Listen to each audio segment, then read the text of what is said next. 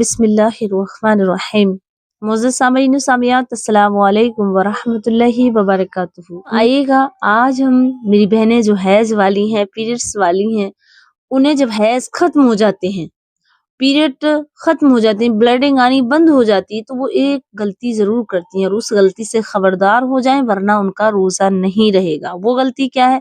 जैसे ही उन्हें हैज और पीरियड आने बंद हो जाते हैं, तो उस वक्त वो क्या करती हैं कि सहरी खा लेती हैं, सहरी तनाविल कर लेती हैं, रात को सहरी खाती हैं और सहरी खाने के बाद ये समझती हैं कि सुबह को हम गुस्ल कर लेंगे, नहा लेंगे, हमारा रोजा हो जाएगा। तो देखें, खबरदार हो जाएं वो मेरी बहनें जो हैज और पीरियड के बाद सहरी खाती हैं। देखें, जब तक आप सहरी नहीं खाएं तब तक कि आपका हैज आना बंद हो गया और आपने गुस्ल नहीं किया, जैसे आपको लगा कि ब्लीडिंग आना बंद हो गई, साफ हो गई, अब मैं सुबह को रोजा रखूंगी, तो आपको चाहिए कि आप उसी वक्त गुस्ल करें।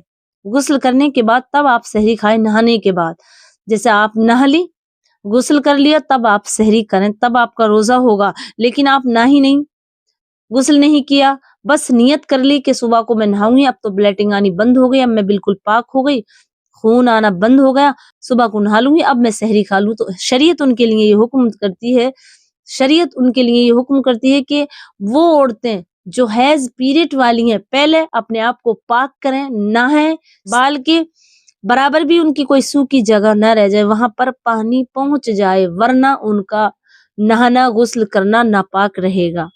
तो प्यारी अजीजों, पहले आप नहाएं, अच्छे से गुस्ल करें, ताहरत करें, फिर उसके बाद सहरी करें। लेकिन आप रोजा ना रख सकती जब तक कि आप पाक ना हो लें, यानी नहा ना लें पानी से। आप पाक बेशक हो गई, ब्लीडिंग आना बंद हो गई, लेकिन आपने गुस्ल नहीं किया, नहाई नहीं, तो आप पाक नहीं हुई हैं। तो पहले आप पाक हो, फिर आप रात को सहरी करें। अब वो मेरी बहनें भी समझ लें जो शौहर वाली है, मियाँ बीवी, क्योंकि अब दोनों मियाँ बीवी ने तराबी के बाद ये सहरी में हम बिस्तरी की, अब नहाने का वक्त नहीं है, वो चाहती हैं कि सुबह को नहा लें हम या फजर के टाइम नहा लें, तो उनकी सहरी खाना कुल्ला करके हो जाएगी, उनका रोजा बिल्कुल हो जाएगा। लेकिन उन पर गुनाह एक ये हो सकता है, ये होता है कि उन्होंने सहरी करी, रोजा हो गया, मैं वो फजर की नमाज कजा कर लें कि सुबह को सूरज निकलने के बाद नहा लेंगे 8-9 बजे, तो आपकी फजर की नमाज कजा हो गई, तो आप पर ये गुनाह होगा। तो आपको चाहिए कि जैसे ही सहरी करें तो अजान होने के फौरन ही बाद गुस्ल कर लें, तब आपकी सहरी होगी। सहरी तो होगी आपकी, चाहे आप नहाए या ना नहाए, आपका रोजा बिल्कुल होगा। लेकिन अगर आपने इस तरह किया कि आपने सहरी भी कर ली और आपने गुस्ल नहीं किया, आप सारा दिन आप किसी काम से निकल गए, तो आपको फुर्सत नहीं मिली, तो आपने जोहर की छोड़ दी और फजर की भी छोड़ दी नमाज, तो इसका गुनाह पड़ेगा, आपका रोजा बिल्कुल हो जाएगा।